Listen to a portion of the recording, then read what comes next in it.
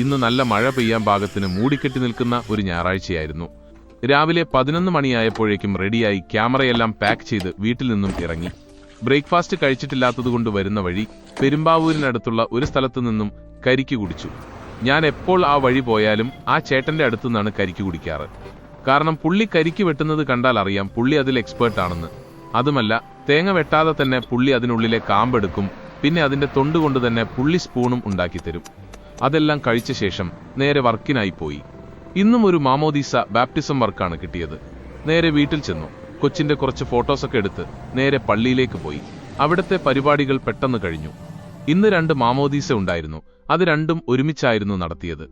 ഇതിന്റെ ഫംഗ്ഷൻ വൈകുന്നേരം വീട്ടിൽ വെച്ചാണെന്ന് നേരത്തെ പറഞ്ഞിരുന്നു. അതുകൊണ്ട് തന്നെ പള്ളിയിലെ ചടങ്ങ് കഴിഞ്ഞ പാടെ ഞാൻ നേരെ എറണാകുളത്തേക്ക് പോയി.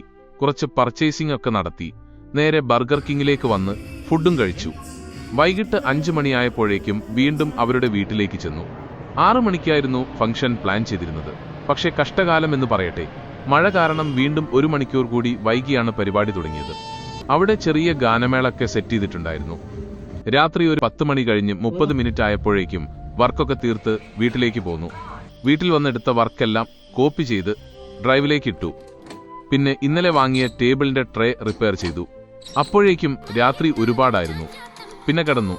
അങ്ങനെ ആ ദിവസം വളരെ പെട്ടെന്ന് തീർന്നു. ശുഭരാത്രി.